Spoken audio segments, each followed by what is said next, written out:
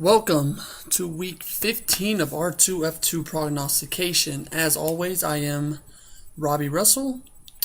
I hope everybody had a great week 14. Hopefully you won your matchups if you were in the playoffs, whether it was the first week, 2 weeks in, or maybe some of y'all even start this week. But hopefully you had that first round bye, as I had in quite a few leagues. Just a little bit on the recap of week 14. I hit really nicely on Ben Roethlisberger. He had that good game against the Dolphins and put up 30 points in most leagues. Others included Nick Foles, Josh McCown, who really had a good game against Dallas on that Monday night, on last Monday night. Eddie Lacy, Larry Fitz, Roddy White, Garrett Graham in the Thursday night matchup last week.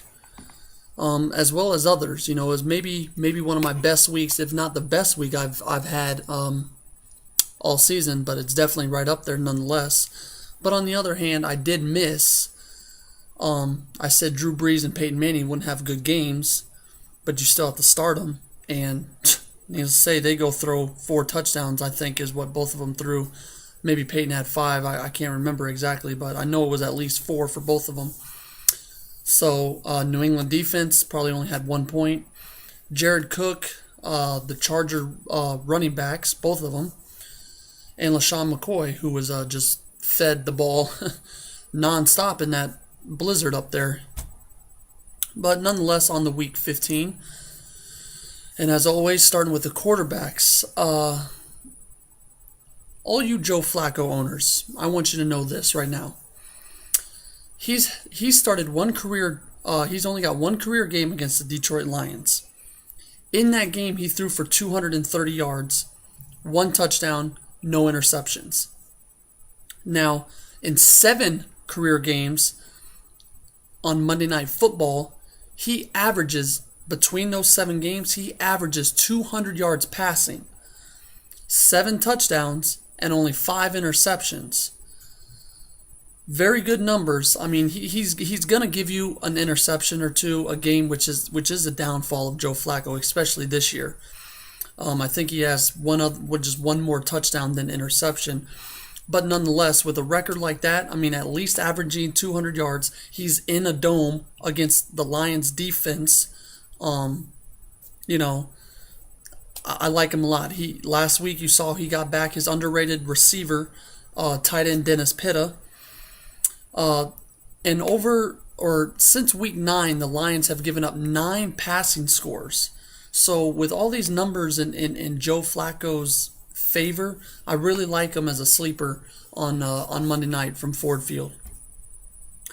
Now joining Flacco is Nick Foles, Cam Newton, Matt Ryan, Andrew Luck, who may not put up a 250 or more yard passing game, but he's got 3 starts so far against the Houston Texans, and in those 3 starts, he has yet to throw an interception, and he's thrown for a combined 7 touchdowns. So I really like Luck as well. Going over to the bench side, the only one that really stood out to me through all the research and stuff that's kind of maybe being ranked high or whatever is Tom Brady. As most of y'all know, Gronkowski's out for the year. His rookie receivers, Tompkins, Dobson, they're banged up a little bit. They've been a healthy scratch or they've had something wrong with them. I think Dobson had a hip problem. So with this, I see Tom Brady returning to where he was at the beginning of the year. He may throw for 250 yards, maybe more, but importantly, he was battling to put up 20 fantasy points in a week. I mean, there was a few weeks in there he was like touching like 13, I think 15, 18. I mean, he was really struggling to put up 20 fantasy points in a week. Against the Dolphins earlier in the season, he only threw for 1 touchdown. He threw an interception in every game.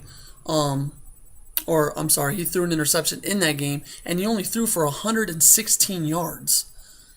So, with Gronk out, with the game being in Miami, the Fins D against the pass has really stepped up at home or in their house this year. They have an interception in at least every home game this season, and they've only given up four passing scores four passing scores while allowing just one quarterback at home or in Miami this year to go over 20 points in fantasy. I just don't like Tom Brady. I think you have to look for other options there. On to the running backs, where I'm going to start with probably my biggest gamble this year, possibly. If not, it's one of the biggest. And I know it's playoff time, and I know some of you owners are like, oh, I can't do a risky play right now. And I understand. But for those of y'all that need a running back, you don't like your running back matchup, your running back's hurt, like possibly a Reggie Bush. We don't know if he's going to play yet. Give Chris Ogbenaya from the Cleveland Browns a start this week if he's a free agent. In the game against the Patriots last Sunday, McGahee suffered a concussion. He most likely is not going to play this Sunday, which means Og is going to be the man. We all, hopefully, by now know how terrible, and that's putting it lightly, the Bears' rush defense is. They've given up 6 straight 100-yard rushers, and with Jason Campbell, in games that he started this year, Og has ran for at least 4 yards per carry in each of those Campbell starts but one game. Now, remember though, Og runs sparingly behind Willis McGahee. But what makes Og special is he catches the ball nicely too. He's got a 63% catch rate with Jason Campbell. And I just believe if he starts, he's going to make it 7 straight against the Bears. Daniel Thomas, I think Lamar Miller, it's not looking like Lamar Miller's going to play. Giovanni Bernard, Danny Woodhead in your PPR leagues. Ben Tate against the 29th ranked rush defense of the Indianapolis Colts. Tate started against the Colts twice in his career, and in both of those games he's posted at least 80 yards. So, and another thing is the Colts, they've surrendered 6 touchdowns to running backs on the ground and 1 through the air to a running back over their last 5 games. So 7 total touchdowns to running backs. I like Tate come Sunday, and as always, you have to start your big receiving backs, such as McCoy, if Reggie Bush plays Bush, Forte, Jamal Charles, things like that, or guys like that. Now, I'd say sit Ray Rice unless you own him in a PPR league. It seems like they're finally getting them the ball, receiving-wise at least, but Bernard Pierce is still eating the carries. But the Lions this past Sunday in that blizzard that I mentioned with Foles and McCoy just a minute ago, the Lions got torched in that game against the run, but they fed McCoy the ball just constantly. McCoy, they pounded him. The defense just got tired. Don't expect another letdown from the Lions like that come Monday night in their house where there's going to be no snow. I just don't see the Lions getting torched like that again. Also, Chris Ivory, Chris Johnson, Frank Gore, unless that's a PPR team where you have them, and Andre Brown. And speaking of Andre Brown, you might want to just sit the whole darn New York Giants team. I mean, I don't know where Eli has gone this year. Victor Cruz hasn't put up the production here of late. Finally, Hakeem Nicks had a good game, but he still has yet to score a touchdown this season. So you might as well just leave all the Giants on the bench this week. They got the Seahawks defense. They're eliminated from playoff contention. I just don't see how much worse the Giants can get this season. Wide receivers have to start with Riley Cooper. Now, Cooper's interesting because in the past 4 games, he hasn't caught more than 3 passes. 3 passes. Whoop-de-doo. And in one of them, 2 of those 3 catches were touchdowns. But fast forward now to this week, he plays Minnesota in a dome. Again, there's no snow. I look for Riley Cooper to catch more than 3 passes against this Minnesota defense that is just plummeting as of late. First, over the last 4 games, Minnesota has given up at least 1 receiving touchdown to a number 2 wide receiver on the opposing team's roster. Each of those number 2 wide receivers have posted more than 60 yards receiving as well. Surprisingly, though, Riley Cooper had 9 targets last week in that blizzard of a game, which led the team, surprisingly, more than Deshaun Jackson. Speaking of Deshaun Jackson, Riley Cooper is only 1 touchdown behind Deshaun this year for leading the Eagles in receiving touchdowns.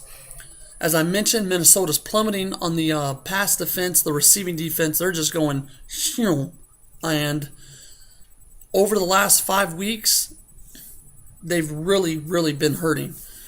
Riley Cooper, I like him as a wide receiver 2 option with potential to maybe crack wide receiver 1 numbers.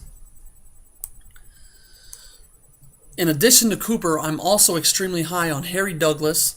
Again, Larry Fitz, don't be scared to start him. I know, like I said, people are, he's coming off a 12-catch performance. Marlon Brown, he's coming off of an 11-target game against Minnesota. That was outdoors. Now he moves to a dome. Detroit Lions defense is still hurting. He leads the Ravens in receiving touchdowns, and he boasts a nice 60% catch rate. Stevie Johnson, and to round out the wide receivers that I like, Golden Tate of the Seahawks. Now, probably my biggest reach at tight end this year. He's a big sleeper. He's been coming on 2 of the last 3 weeks, and that's Zach Miller of the Seattle Seahawks. If Percy Harvin doesn't play, it's not looking like he will, but keep tabs on that as it gets closer to game time. The receiving core is hurting, and they've really been getting Zach Miller involved in the offense more this season. Last week he kind of stumbled, but San Fran's a good defense. So I like Zach Miller. The Giants, they've surrendered 3 scores to tight ends over the last 2 weeks. Dennis Pitta, as I mentioned with Flacco. Andrew Corliss, who, if Matt Flynn starts, he really likes Corliss a lot. Rodgers took first-team reps today, but he's still not cleared for game activity. So if it's Flynn that starts and you're hurting at a tight end, you don't have one of the big guys, Andrew Corliss could be a nice play this week. Last but not least is Jason Witten. Now, to wrap it all up with the defenses, there's just a few that I like that are kind of maybe ranked lower, but a no-brainer is Carolina and Kansas City as always. But the Bears defense, yeah, I know they're getting torched against the run, but that doesn't mean that most times you don't get penalized for the yards given up.